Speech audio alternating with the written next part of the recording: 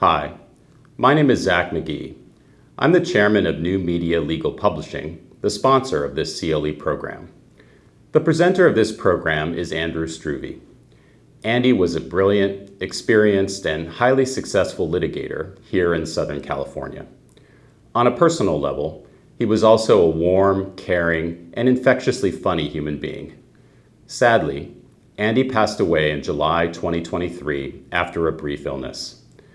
The program you are about to watch was recorded a few years ago, but I've confirmed that the content still reflects the current state of the law on this topic. Reposting the program allows lawyers like you to continue to benefit from Andy's wisdom, and it allows those of us who knew Andy well to keep him around us for at least a little bit longer. I hope you enjoy it.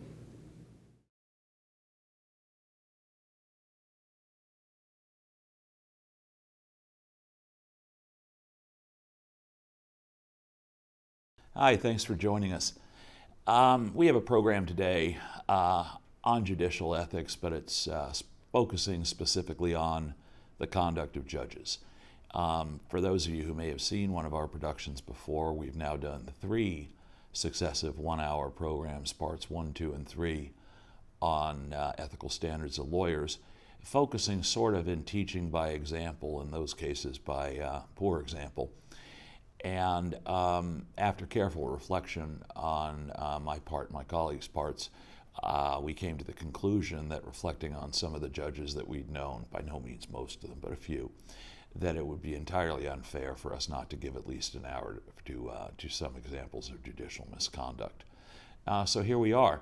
If you enjoy this program, I refer you to parts 1, 2, and 3 of the presentations on lawyers. They're called something like Famous and Infamous Ethical Breaches. And they cover things similarly. Accompanying this program is a chart, and on one axis is excerpted portions of the California Code of Judicial Conduct. I chose California because I am a trial lawyer here in California, and I get to pick which standard we use here today. So California it is. But the California canons are both unsurprising, and they are representative of what you'll find in other jurisdictions in the United States. On the other axis, you'll find the names of some of the people we'll be discussing today. This is done ostensibly for the purpose of providing written materials to satisfy the MCLE requirements in certain jurisdictions. It's also fun if you want to play at home. You can check the boxes. You know, you'll hearken back to when you took your state's professional responsibility exam, which, by the way, was brought to you courtesy of the Richard Nixon scandal. There were no such exams before Watergate, but Nixon, of course, was a lawyer, and he was disbarred, and so and that led to the concept of ethical training for lawyers. You'll recall when you took that examination that there were pages and pages and pages and pages of various things that a lawyer had to do, shouldn't do, and couldn't do. The codes of judicial conduct are more simple. In some jurisdictions, they do go into detailed nuance. The California Code is fairly representative because it outlines some broad areas of expectations of our judicial officers. And so I'll just give them to you very quickly so you can think about them in the context of the folks whom we're going to be discussing today. And one thing that you'll see among the examples that we cite today, all of them are unfortunate situations. Unfortunate for the people involved, in some cases unfortunate for the judges, in other cases richly deserved, but unfortunate for the profession as a whole because the entire judicial system and the rule of law does not function without trust, and it's based entirely on trust, and that trust is hard to maintain. It's sort of like a car. It takes great skill and effort to put one together, and it just takes some idiot to take it completely apart. And unfortunately, that's how it happens in the rule of justice. And so, you know, particularly with judges, they're viewed with awe by the public. Anybody who sat on a jury with lay people will know that, or just talk to lay persons generally.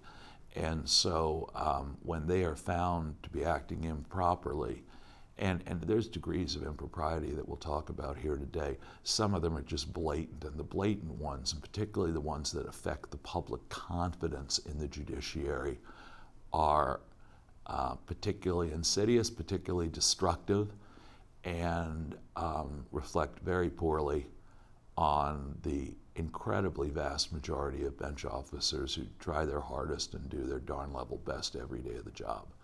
And so the damage that a judge who fails these canons, or some of them of judicial responsibility, can frankly be immeasurable.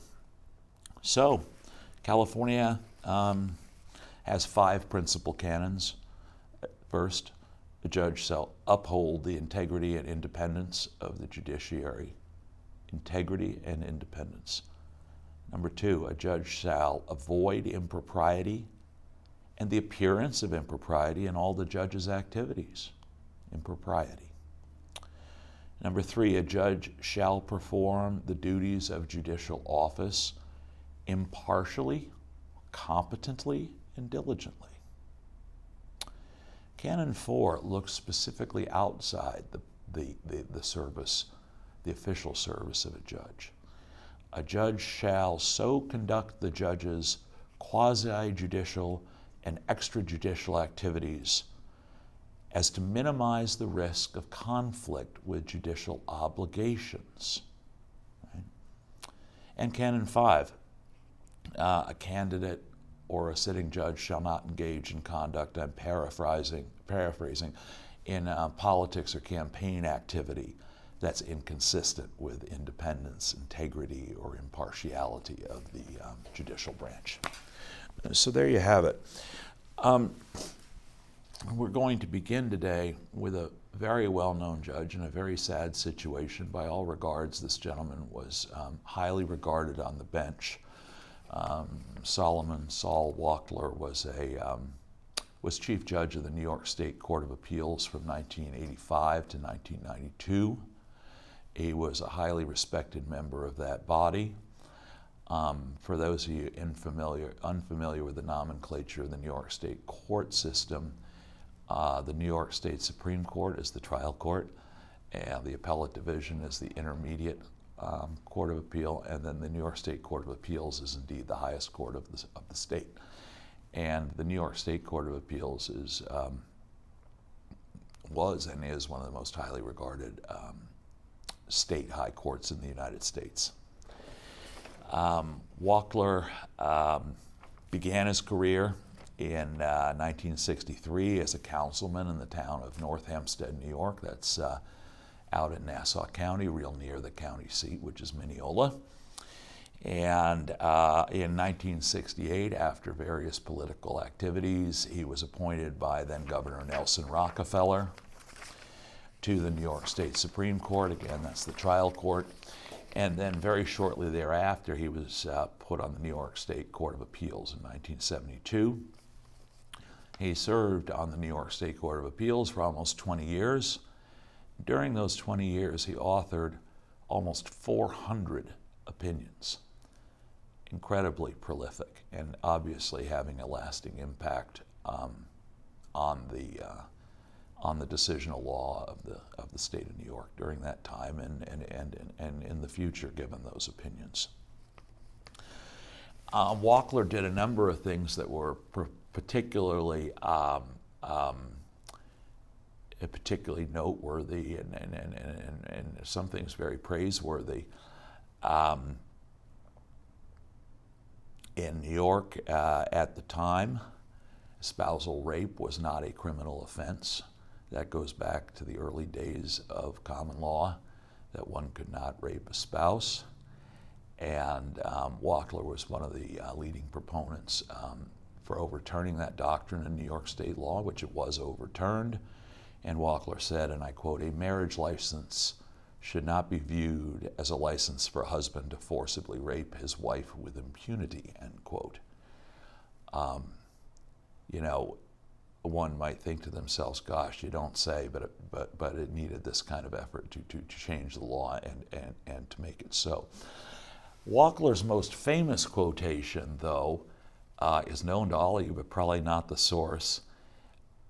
He was quoted by the New York Daily News once, back in 1972 when he was appointed, as saying, start quote, "District attorneys now have so much influence on grand juries that by and large they could get them to indict a ham sandwich," end quote. So the indict a ham sandwich grand jury quote came from then newly placed Judge Walker, and it later became famous in the movie Bonfire of the Vanities, which was made following Tom Wolfe's very successful book about the downfall of a high-flying east side of Manhattan, Park Avenue investment guy type. It's basically a shining example of schadenfreude. If you'll enjoy that stuff, and if you're watching this program, you might. And so I recommend the book to you, perhaps more than the movie. In any event, unfortunately in 1988, while on the bench, Judge Walker began an affair with a woman. I'm not going to name names of innocent parties when I can avoid it. Began an affair with a woman, and he was, at the time, co-executor of the estate of this woman's stepfather.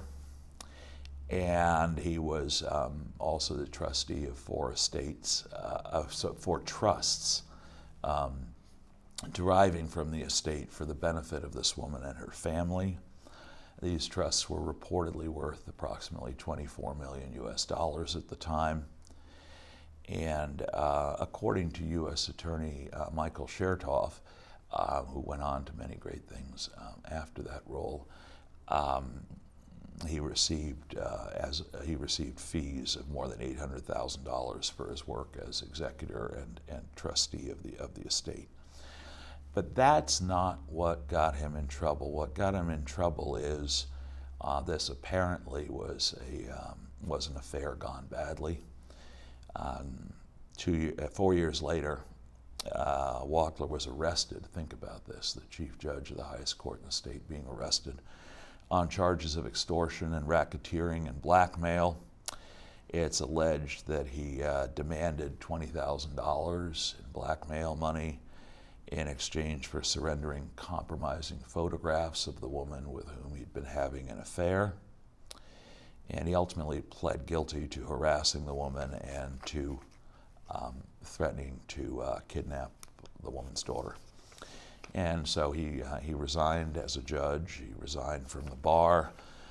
Then Governor Cuomo appointed our fine Judge Judith Kaye in his place. And Judge Walker was sentenced to 15 months, received some time off for good behavior, was released after serving 13 months. And then he went on reportedly to do good things and to work as an advocate for the mentally ill, and was a rather prolific author. And obviously having satisfied the state Supreme Court Appellate Division in New York, which governs such things, of his presumably contrition and certainly rehabilitation, his law license was restored in 2007. Our next gentleman for discussion is Walter Nixon, no relation, although I would suggest to anybody considering entering governmental service with the last name of Nixon, there's just a sort of odd pattern that goes on, so check yourself. Walter Nixon was a former United States judge. Well, he was a United States judge of the United States District Court for the Southern District of Mississippi. He's now a former United States judge of that district. He was removed in '89, and he has the unique distinction of having been both impeached by the U.S. Congress and convicted by the U.S. Senate for perjury. Judge Nixon had been nominated by LBJ in 1968 to the Southern District of Mississippi. He was chief judge from '82 to '89, and then in '89 his service was terminated as a result of his impeachment and conviction. So Nixon, here's what happened. Nixon was convicted of perjury, sentenced to 5 years in prison.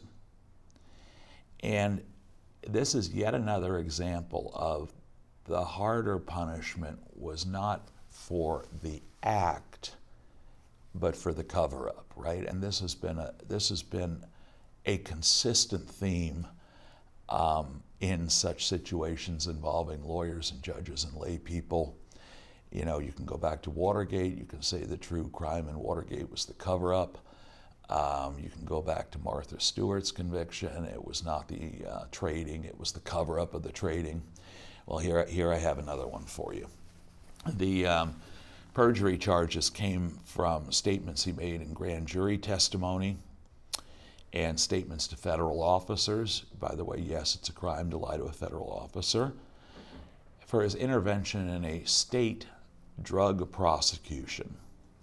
And why would a federal judge get involved in a state drug prosecution? Well, because the person being prosecuted was the son of a close friend of his. And the friend asked for help. The friend asked Judge Nixon to speak to the state prosecutor. And apparently Nixon was a very effective speaker because the prosecutor then dropped the charges. One must fill in a little bit here and surmise that somebody was highly offended by the dropping of these charges because it led to an investigation. The FBI interviewed Judge Nixon, and he denied any involvement whatsoever in having intervened on behalf of this gentleman.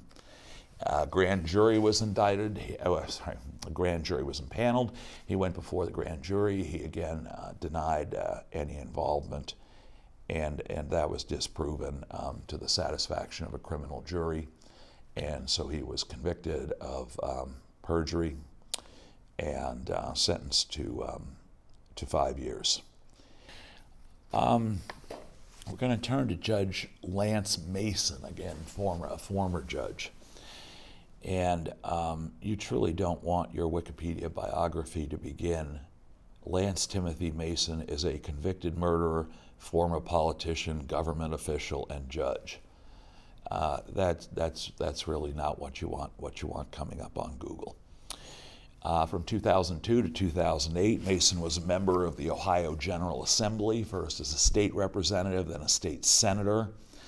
And in August 2008, he was appointed to the Cuyahoga County Court of Common Pleas. I defy you to say that 3 times, by the then governor. 2014, Mason was arrested and charged for beating his wife while he was driving her and his children in the car or van. And police seized ammunition and weapons from Mason's home, including shotguns, semi-automatic rifles, handguns, smoke grenades, a bulletproof vest, don't buy now, a sword, and over 2,500 rounds of ammunition. And the couple had been separated for a few months at the time. Their divorce was finalized the following year in 2015. Judge Mason pled guilty to felonious assault and domestic violence. He agreed to serve time in prison. He was suspended from the practice of law at that point, resigned as a judge, and was sentenced to 2 years in prison, and he was released after 9 months. And during the sentencing, the judge read a police report which detailed how Mason had punched his wife 20 times with his fist, smashed her head against the car's center console 5 times, and continued to beat, bite, and threaten her after she exited the car. And so, I'd like to be able to tell you that our story ends there and that he reformed, but none of that is true. So the conviction was in the late fall of, like we said, 2015, and after obtaining his release from prison, he then returned to stalk his ex-wife, and he stabbed her to death in front of their 2 children. He fled the scene in his now dead ex-wife's SUV. Hit a cop car, injured the police officer inside, pled guilty and was sentenced to life in prison with the possibility of parole after 35 years. It's just shocking and incredibly sad. And you know, we raised the issue about the children not merely for the prurient interest, but because, as those of you who practice criminal law will know, most jurisdictions carry enhancements for certain things, and one of them is when violent crimes are witnessed by a child.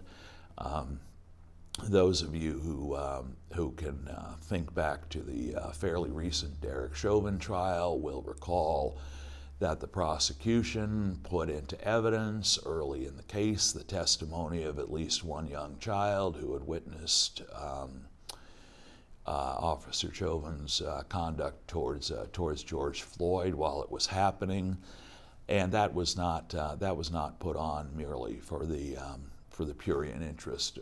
That was actually put on to establish a basis in fact, because you have to have it, a basis in fact for a sentencing enhancement should there be a conviction, and as we know there was a conviction. So that's what that was there for, and that's undoubtedly why the presence of the children was discussed in detail in Judge Mason's case.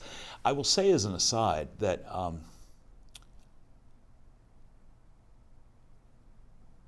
a lawyer, and judges are lawyers, a lawyer who is convicted of murder and a lawyer who is convicted of embezzlement, two different lawyers, right? And each of them gets disbarred, right? So we have our hypothetical lawyer disbarred because of a murder conviction, and we have our other hypothetical lawyer disbarred because of an embezzlement conviction. Which one is more likely to get a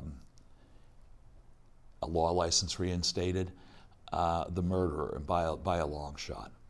And by the way, the last time I looked here in the state of California, we had at least several convicted murderers who held active licenses to practice law.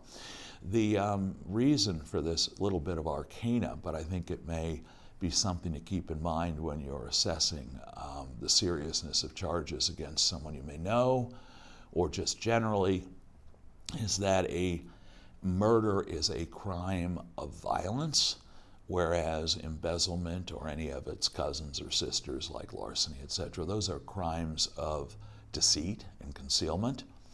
And crimes of deceit and concealment are generally considered by state bars to be more dangerous to the practice of law than crimes of violence. There have actually been a number of very well-known attorneys that I'm aware of in the state of California who held high public office, whom I'm not going to name because I don't think they necessarily deserve it, who engaged in fairly well-publicized acts of violence, including in one case a fellow who it took a published decision of the California Supreme Court to get this gentleman admitted to the bar after several unsuccessful tries, or at least one unsuccessful try at the moral character assessment. But this gentleman had a penchant for bar fighting and had also been pretty active in protests in the 1970s. And so that ultimately was not a barrier to a long career of public service. But I offer to you that sad story, and yes, murder is a basis for disbarment and also for removal as a judge. Thomas J. Maloney comes to you from Cook County, Illinois. Cook County, of course, includes the city of Chicago, and this is a bribery circumstance. I'm not even going to bother to dump on poor Cook County and its history of governmental instances of bribery. There's just no point. If you don't know about it already, this isn't going to help. Maloney was caught up in an investigation by the FBI in the early 80s into something that was called Operation Greylord. And Operation Greylord was a sting operation about public corruption among judges in the Cook County region. And it was a 10-year investigation by the FBI into the operations of these judges in the greater Cook County area, 10-year investigation. ultimately resulted in the convictions of 17 judges. And Maloney was one of the 17. So why do I pick former Judge Maloney to present for your consideration today? I pick him because, as one commentator, the Webb Judiciary Report stated, Maloney easily qualifies as one of the worst judges in history. You will recall the very significant problem that Chicago has suffered under of violent crime that goes back for decades, very, very, very serious. And I'll leave to your social sciences studies or to other commentators the causes and the effects of that horrible history of violent crime. But Maloney was on the bench. He was put on the bench in 1977. He was named a judge on the Illinois Supreme Court. And he quickly became known quietly, allegedly, in criminal circles as a judge who could be bought. Negotiations were handled for this judge's favor. He even for some years reportedly, allegedly used his then bailiff as his bagman to handle the financial transactions. Later, allegedly, a friend and co-lawyer took over that role. Maloney was indicted for fixing murder convictions in cases before his court. In his obituary, ultimately, in the Chicago Tribune, the paper said Maloney was, and I quote, the first and remains the only Cook County judge to be convicted of rigging murder cases for cash, end quote. Maloney was tried during various periods in the early 90s on this. The jury found evidence in the following cases, and it's staggering to me, frankly, how cheaply Maloney could be bought. There was one case in the deceptive practices case where the bribe was allegedly $5,000, although the jury found convincing evidence, so I guess we can skip allegedly. There were $200 or $300 fee splitting, if you could call it a fee, being handed off in McCormick Place, the convention center in Chicago. There was an acquittal of felony murder of an individual. And so this gentleman was charged with felony murder, and ultimately before Maloney he was convicted of voluntary manslaughter. That's a hell of a reduction. And for that he paid the princely sum of, or his mother I should say, $4,000 or $5,000. Amazing, $4,000 or $5,000. There was a double murder. A jury again found clear and convincing evidence where the bribe was $10,000, but then things got too hot, presumably because of the investigation. The bribe was called off. The deal was called off, and the two defendants. Again, this was found by a jury in the judge's criminal case. So the investigation was heating up. The things got too hot. The $10,000 bribe was canceled, and the two defendants were sentenced to death. And next up for your consideration and information is former Judge Mark Chiavarella, former presiding judge of the Luzerne County Court of Common Pleas in Wilkes-Barre, Pennsylvania. And you know, it's got a financial corruption component to it, and it's also just really distasteful in terms of how that corruption, how that profiting scheme was carried out, and you'll see why. Former Judge Chiavarella was sentenced to 28 years in federal prison in August of 2011 after having pled guilty in February of 2009 to federal crimes of honest services fraud, wire fraud, and tax evasion for receiving $2.6 million in kickbacks from two gentlemen who were co-owners of two for-profit private juvenile facilities of PA child care. This became known as the Kids for Cash scandal. In exchange for this $2.6 million in kickbacks, Chiavarella sentenced children to extended stays in juvenile detention for offenses as minimal as mocking a principal on MySpace, trespassing in a vacant building, and shoplifting DVDs from Walmart. And this was done with a plea agreement that called for Chiavarella to serve up to 7 years in prison. Under this plea, Chiavarella was required to accept responsibility for his crimes, yet he continued on and denied that there was a connection between the juvenile sentences he rendered and the kickbacks he received. Anyway, that would sort of defy logic unless there's facts of which I'm not familiar. And because of this denial, the plea agreement was appropriately rejected by the United States District Court in Scranton, Pennsylvania. And based on the continuing denial of a quid pro quo, the case proceeded, and a federal grand jury returned a 48-count indictment against Chiavarella and a co-conspirator.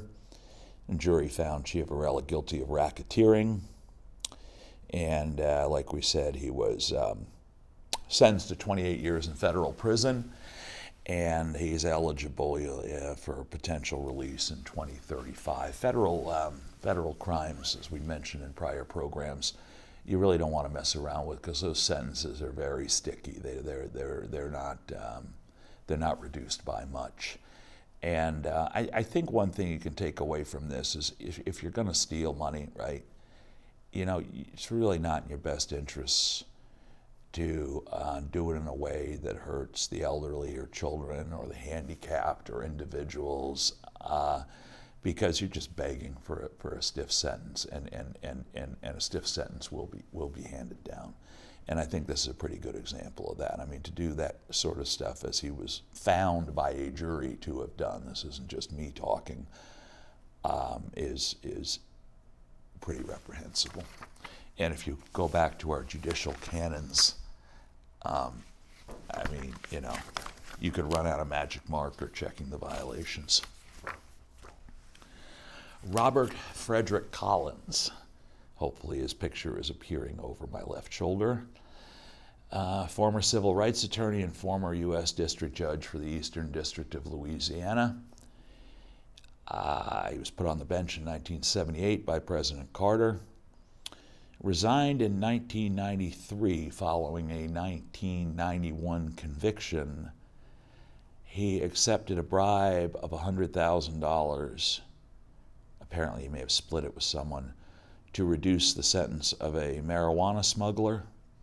So again, this is another bribe for sentence reduction case. You can see a bit of a commonality that happens, sort of regardless of jurisdiction. Cynical people may say, yeah, Cook County, yeah, Louisiana.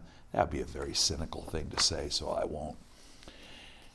Michael Conahan, Judge of Common Pleas, also in Luzerne County, Pennsylvania, and which, by the way, you'll hearken back to, is the same place as Judge Chiavarella. And he also was involved in the youth detention Kids for Cash scandal, but he didn't stop there. He was sentenced to 4.5 years in federal prison in connection with a cocaine trafficking ring. And one witness testified in that criminal proceeding against then Judge Conahan that in 1986, the judge had called him to tip him off that his drug connection, his drug supplier, was being investigated, and so ever helpful and ever a kind public servant. It was testified that Judge Conahan, after tipping off his friend that his drug dealer was being investigated, then referred this individual to a new drug dealer who was presented supposedly as a safer source for him to obtain drugs. And so he was disbarred along with Chia Varela for the Kids for Cash scheme, and also for the indictment. I'm sorry, for the tipping off drug dealer issue. And so he was indicted, he pled guilty, then he withdrew his plea. You see a certain commonality there. He finally pled guilty again. September of 2011, he was sentenced to 17 and a half years in federal prison, which he's still serving, with an anticipated release date in 2026. All right, now I offer you, by way of contrast to some of these offenses and sentences, we are going to take a quick plane trip far from our shores down to Australia. And I guess I would title this for you, Don't Mess Around If You're a Judge in Australia. Okay, so let's take a look at what Marcus Einfeld, this poor guy, I can't help but feel sorry for this guy. He was on the Federal Court of Australia. He was the inaugural president of the Human Rights and Equal Opportunity Commission. He studied law originally at the University of Sydney. His father was a member of Parliament. He was, our Judge Einfeld was, joined the bar in 1962. He was appointed a QC, Queen's Counsel, in 1977. From 72 to 76, he had served as director of the London-based World Jewish Congress. He then returned to Australia to become one of Sydney's most prominent barristers. He was appointed to the federal court in 1986, where he served until 2001. And he was the inaugural president of, like we said before, the Human Rights and Equal Opportunity Commission. He was also the inaugural president of the Australian Paralympic Committee from 1990 to 1992. Along the way, he was appointed with the very high award of the Order of Australia, and he was declared a living national treasure of Australia. And unfortunately, he also was convicted of perjury and perverting the course of justice and served 2 years in prison for it at the end of his career. So what did he do? Here's what he did. Compare and contrast him to our friends Judge Maloney, Judge Chia Varela, and others. In 2006, Einfeld was issued a 77 Australian dollar speeding ticket for going 6.2 miles an hour over the posted speed limit. He appealed it. He claimed he had not been driving. He claimed that a woman had been driving instead. Journalists investigated the matter.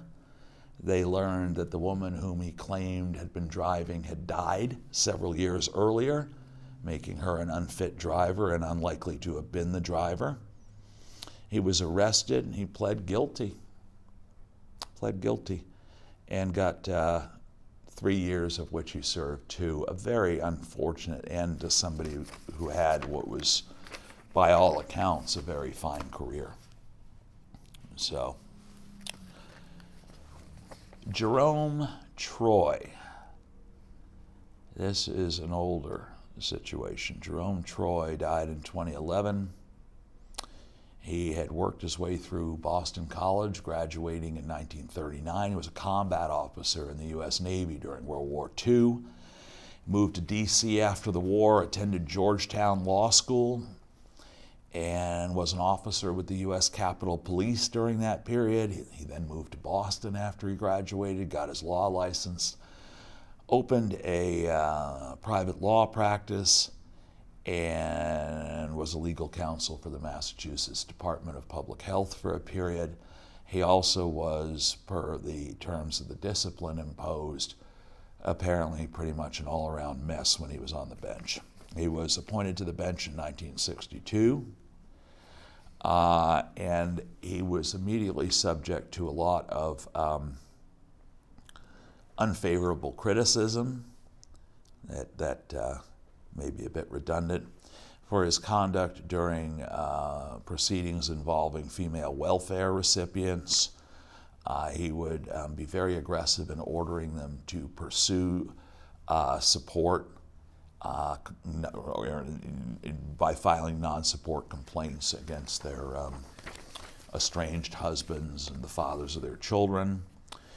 And it was concluded by a 3-judge panel that he'd showed discrimination against people in such cases. He'd ordered defendants in non-support and illegitimacy cases to be held without bail when the 3-judge panel found it wasn't warranted, to have issued bail that was clearly excessive, and he allegedly gave excessive sentences, failed to advise defendants of their right to counsel, failed to advise defendants of their immediate right to an immediate review of their bail order, and that he engaged in irregular and shoddy record keeping, go figure.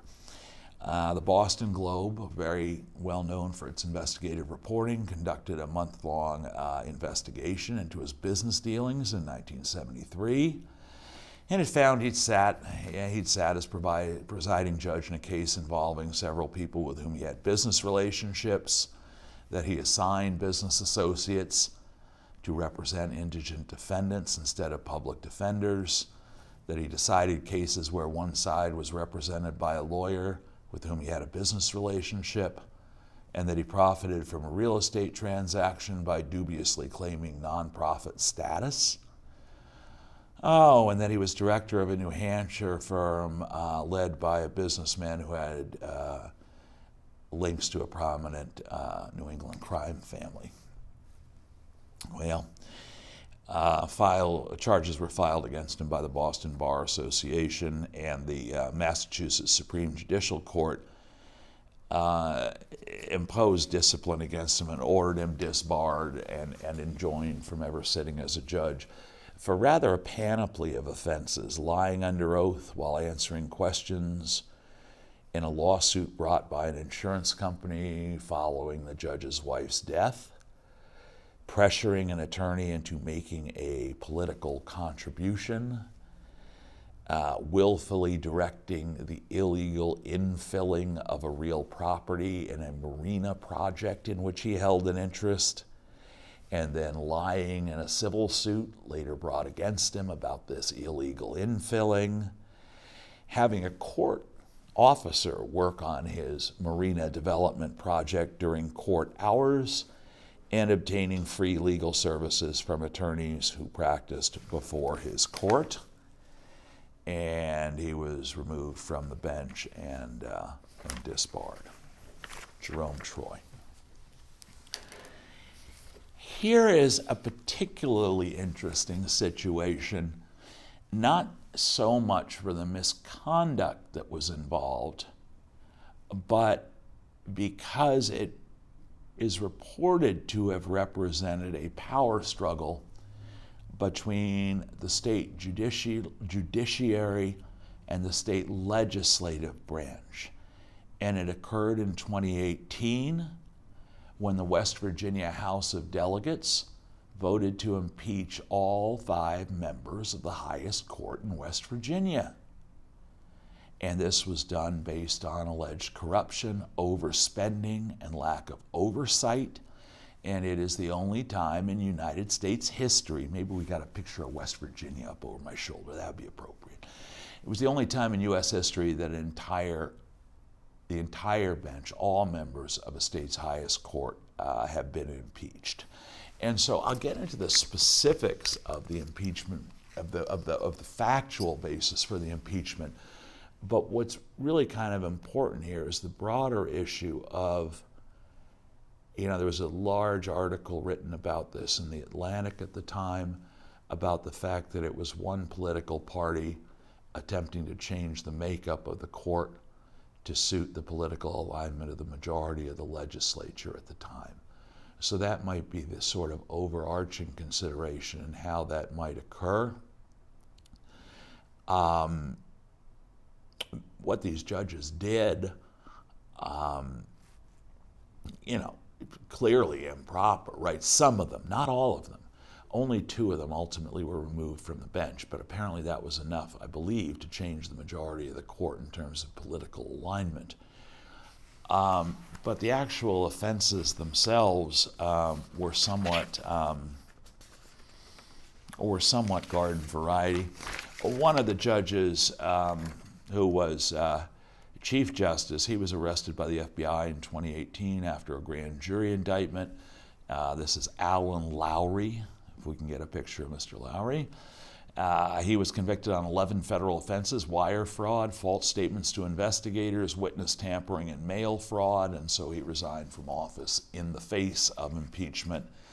Interestingly enough, you really don't want to do this when you may be sentenced for improper conduct in office. He had previously written a book entitled, here's the title, "Don't Buy Another Vote, I Won't Pay for a Landslide, The Sordid and Continuing History of Corruption," strike that, "The Sordid and Continuing History of Political Corruption in West Virginia." Okay, cool. Anyhow, he went on the bench in 2012. In late 2017, there were allegations of high spending by Lowry and another justice, totaling well over $1 million.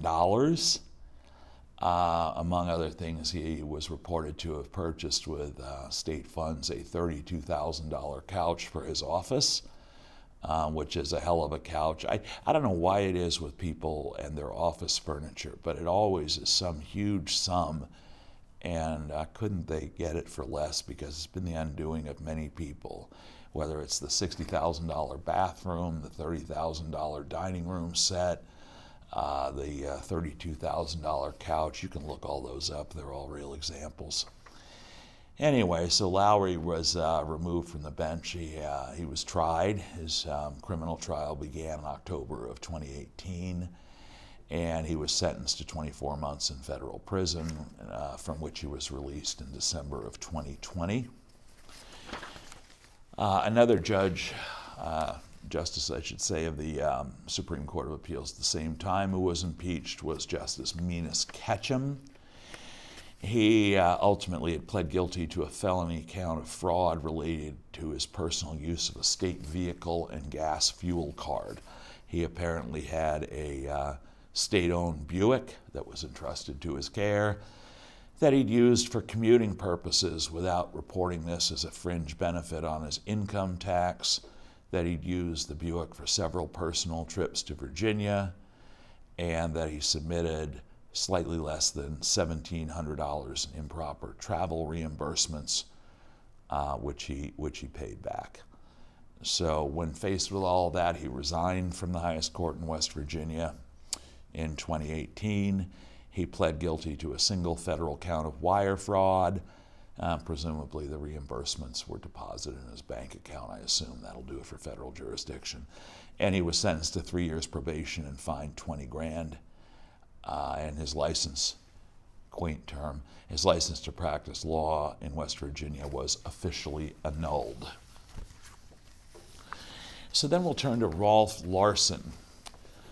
Rolf Larsen served on the Supreme Court of Pennsylvania starting in 1978. And I think it would be fair to say that Judge Larsen basically called in an airstrike on himself.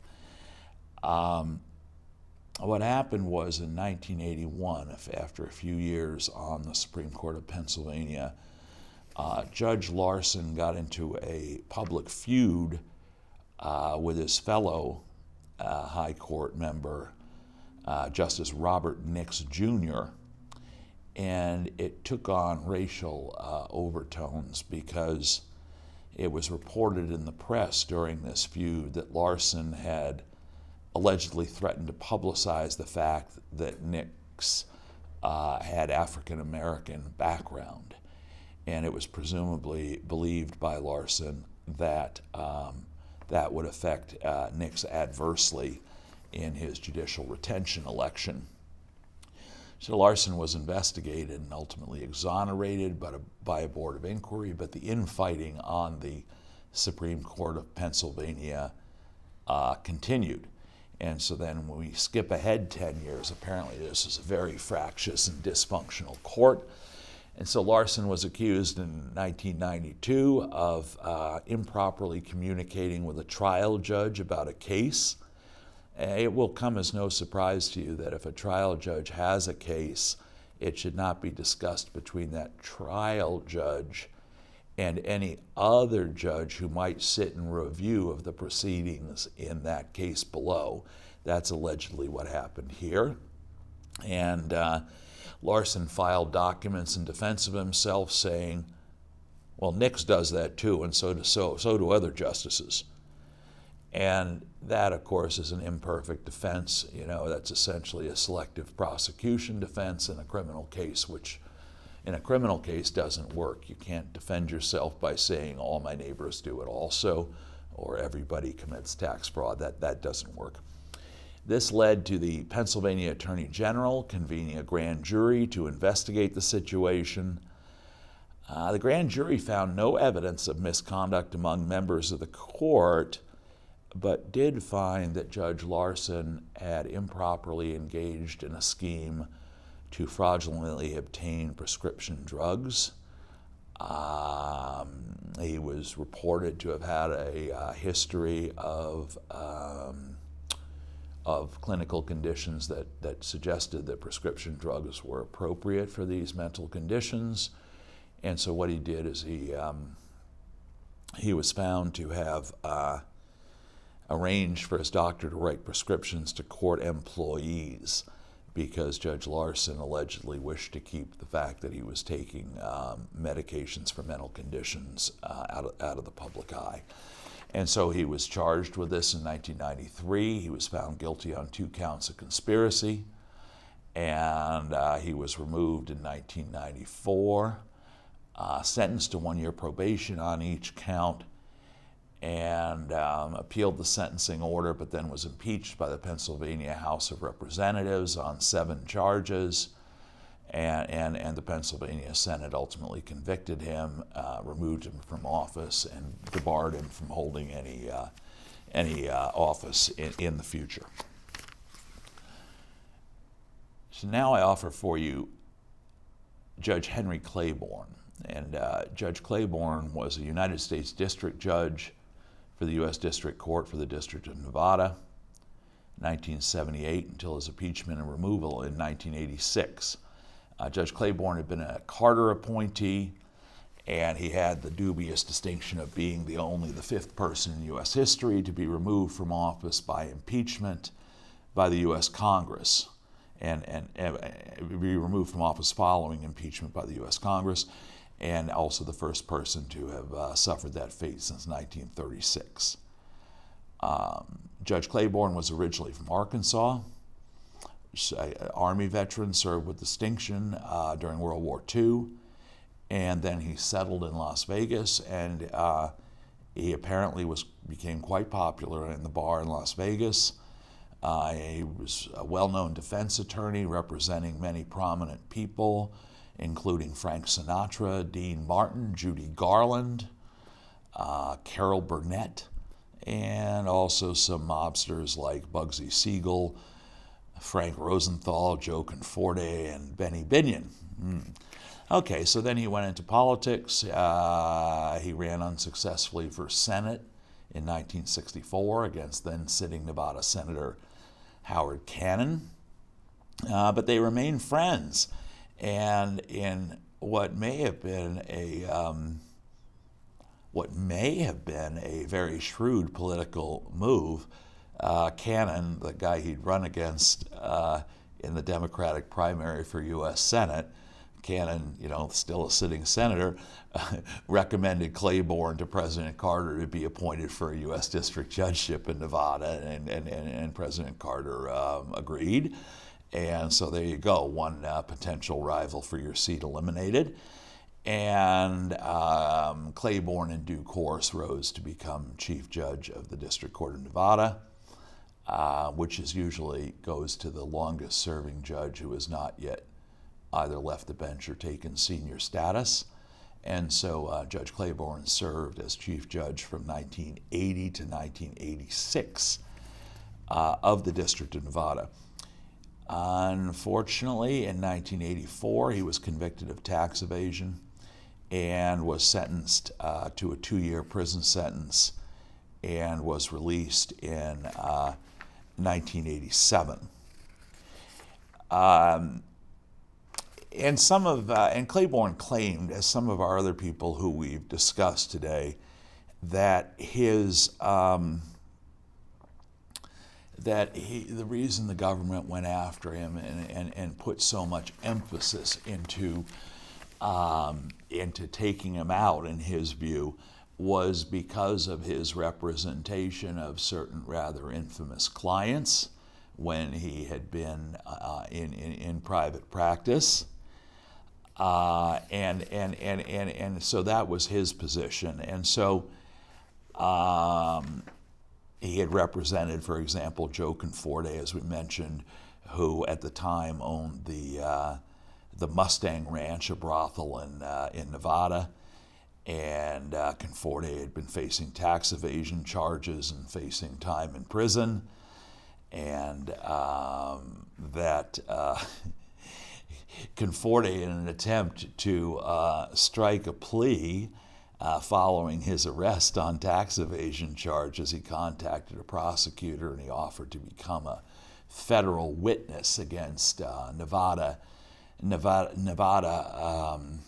prominent governmental figures whom he claimed were indulging in bribery, and Harry Claiborne was on his list. Conforte had testified that Claiborne was paid $85,000 in bribes to reverse his tax conviction and to quash subpoenas of some prostitutes in an unrelated matter involving voter fraud. And so the Conforte situation was what ultimately led to the charges that Claiborne faced. So following his conviction for tax evasion, Judge Claiborne went to prison in March of 1986. Keep in mind, he's a federal judge. And you don't cease to be a federal judge automatically upon conviction for tax evasion. And when he went to prison, it was apparently his intent to serve his 2 years in federal prison for tax evasion and then go right back on the federal bench in the District of Nevada. Congress disagreed. There was a considerable amount of pressure to remove him, and that required impeachment. And so in due course, in September of '86, Senate Impeachment Trial Committee began 7 days of hearings before television cameras in the often seen, rather imposing Senate caucus room in the Russell Senate Office Building, which is the oldest of the 3 office buildings for the Senate. And this, by the way, was the exact same room that had been used for the televised hearings that were held for the investigation of the Watergate co-conspirators. So if it looked familiar to anybody who was watching, that would be why. And so 7 days of testimony, 2 of which were devoted to questioning by the senators of Judge Claiborne. And Claiborne demonstrated probably pretty well why he got his reputation for flamboyance. He testified to the senators that he had been chased from the bench by ambitious federal agents, that he'd been wrongly convicted of willfully filing false income tax returns. Here's a quote: "They have been pursuing me like a pack of wolves would pursue a sick caribou. I know what they've done to my family. I know what they've done to my life. I am innocent. I don't feel innocent merely. I am innocent," end quote. He did acknowledge that his 1979 and 1980 tax returns had underreported income, but he blamed his tax preparers. He said these were just brutal errors and that he was guilty at most of neglecting his personal affairs terribly.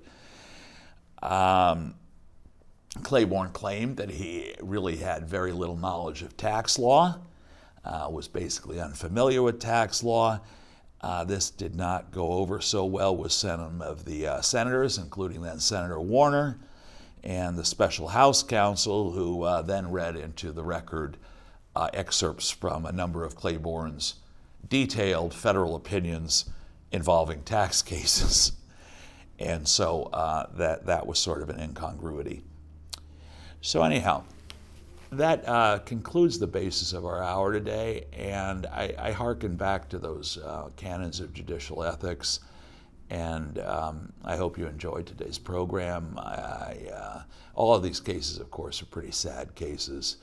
I still feel bad for the guy with the $77 speeding ticket, because this was no county judge out in West Elbow. This was a very prominent person. And, you know, when you think about, for example, Judge Maloney in Cook County taking what I think are very trivial sums of money to reduce the sentences of murderers, and then you look at this poor guy with the speeding ticket, it makes you wonder what Australia would have done to Judge Maloney, but I leave that to the imagination, and I do, as always, thank you for your time.